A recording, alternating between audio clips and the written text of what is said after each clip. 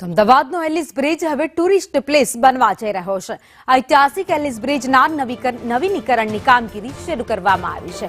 27 કરોડના ખર્ચે બ્રિજના નવીનીકરણની કામગીરી કરાશે। તો બ્રિજની વચ્ચેના ભાગમાં મનોરંજન માટે ઉપકરણો પણ મૂકવામાં આવશે। આ વર્ષે બ્રિજ ખુલ્લો મુકાય તેવી પૂરેપૂરી શક્યતાઓ છે। 435 મીટર લાંબો, 6.25 મીટર પહોળો આ બ્રિજ બનવાનો છે। અંગ્રેજોના શાસનકાળ દરમિયાન અમદાવાદમાં બનેલો એલિસ બ્રિજ કે જે નવીનીકરણ કરવામાં આવશે અને હાઈટેક ટેકનોલોજીના ઉપયોગ દ્વારા બનાવવામાં આવતો આ બ્રિજ અમદાવાદીઓને આગામી દિવસમાં ભેટ આપવામાં આવશે।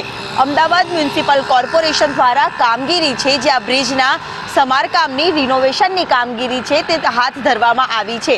આ કામગીરીને લઈને તમામ તકેદારી છે તે પણ રાખવામાં આવી રહી છે। સાથે જ બેઝિક ઇન્ફોર્મેશન કેવા પ્રકારના સિમેન્ટનો ઉપયોગ થવાનો છે, કેટલા મીટર લાંબો આ બ્રિજ અને પહોળો છે તેની વિગત પણ લખવામાં આવી છે। અમદાવાદમાં હવે આગામી દિવસમાં ટુરિસ્ટ પ્લેસ એલિસ બ્રિજ બનવાનો છે। અમદાવાદનો આ ઐતિહાસિક બ્રિજ જેનો અંદાજિત ખર્ચ 27 કરોડના ખર્ચે આ બ્રિજ બનવાનો છે। મહત્વનું છે કે 1982માં આ બ્રિજ તૈયાર થવામાં આવ્યો હતો।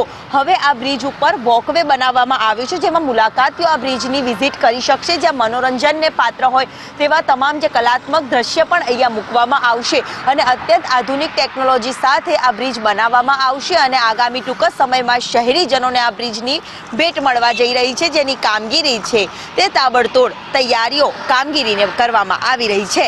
કેમેરામેન મનીષ વાણિયા સાથે દિવ્યા ચૌહાણ, સંદેશ ન્યૂઝ।